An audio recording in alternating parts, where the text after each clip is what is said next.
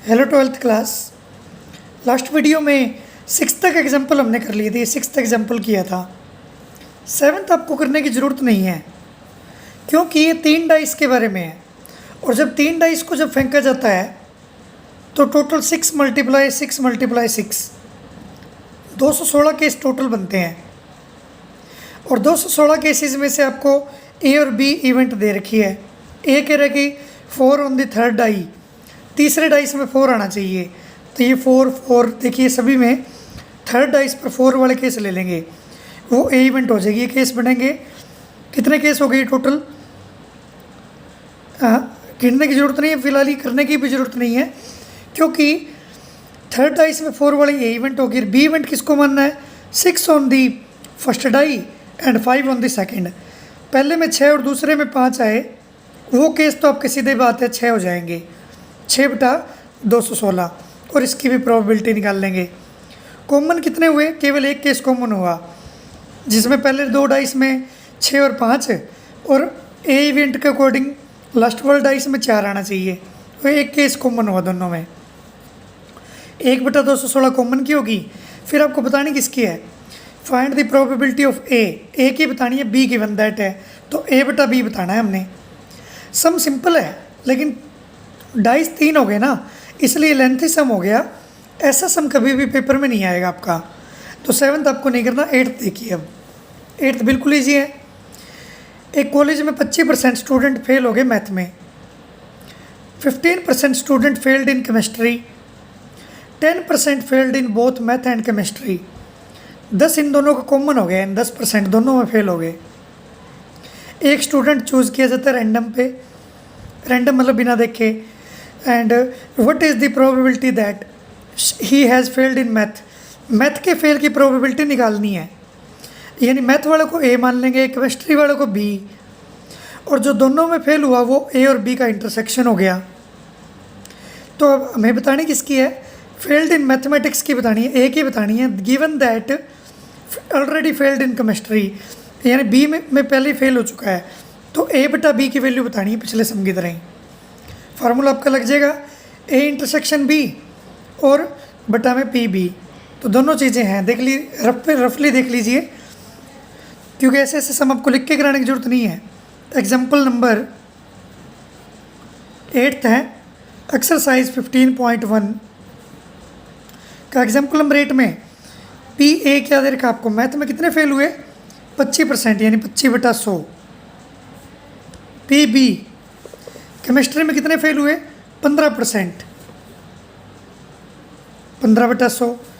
दोनों में जो फेल हुए हैं यानी A इंटरसेक्शन B वो है 10%, बोथ में जो फेल हुए हैं 10/100। अब आपको बतानी किसकी है? फाइंड द प्रोबेबिलिटी मैथ वाली। तो मैथ वाली बतानी है, यानी P A की बतानी है तो B नीचे आएगा। तो क्या फार्मूला लगेगा? PA intersection B, conditional probability का फार्मूला। नीचे B है तो B आ जाएगा। तो ये हमारा सम हो गया। वैल्यू पुट कीजिए। कॉमन कितना? 10/100 और B कितना है? 15/100।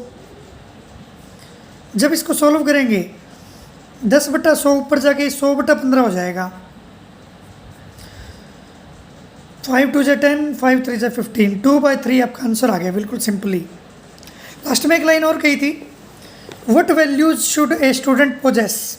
वैल्यूज़ का मतलब क्या क्या गुण होने चाहिए बच्चे में, so that he does not fail ना हो बच्चा। तो इसमें ये फालतू की लाइन है बस, वैसे ही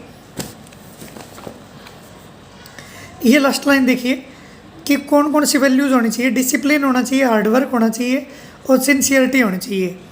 वो कभी भी फेल नहीं होते। सिर्फ ये लाइन बतानी थी, ये 3 वैल्यूज़ होनी चाहिए। तो ये आपका 8th सम हो गया। एग्जाम्पल नंबर 9 देखिए।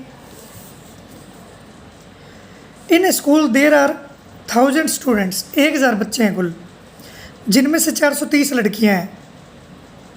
और उन 430 लड़कियों में से 10% 12th क्लास में पढ़ती है।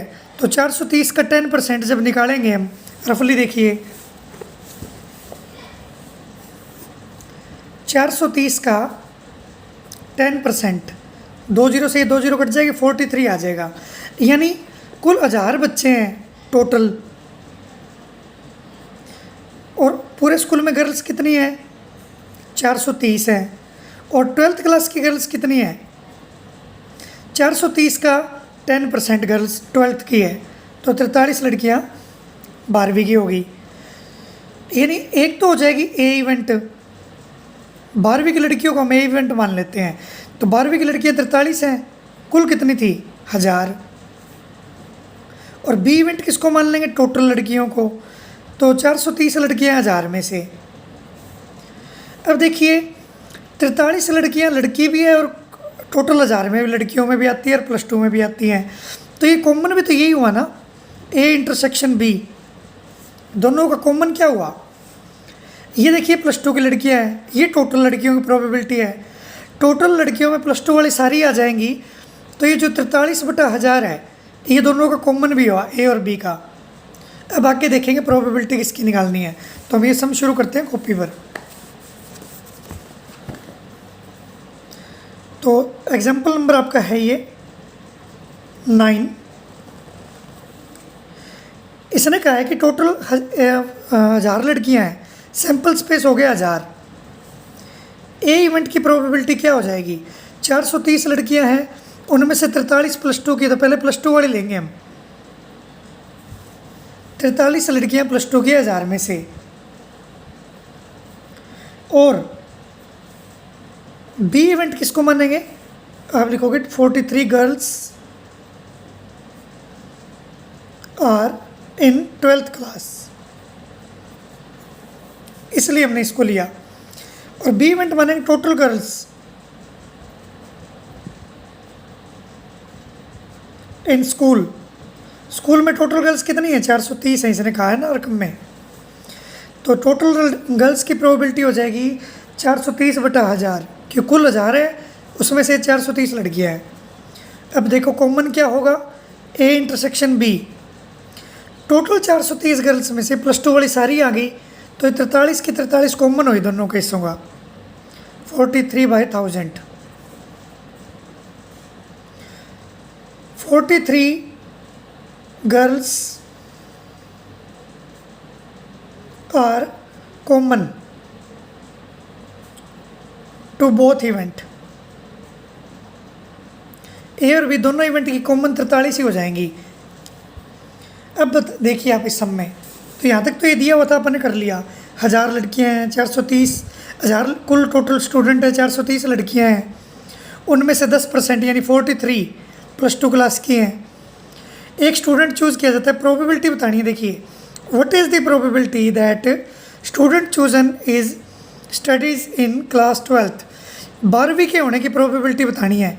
Given that student is a girl, girl होने की प्रोबेबिलिटी गिवन दैट है, यानी बी माना था ना मैंने गर्ल होने की प्रोबेबिलिटी को 430/1000 को, ये तो गिवन है।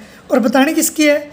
+2 में पढ़ने वाले की प्रोबेबिलिटी बतानी है, तो ए की बतानी है, क्योंकि हमने ए किसको माना? +2 वाले को, बी माना टोटल को, तो हमें +2 की बतानी है, तो ए बताना है। और गिवन दैट क्या है? शी इज़ ए गर्ल, तो बी दे रखा आपको, तो आपको किसकी बतानी पड़ेगी? Random probability, conditional probability, A intersection B divide में बी।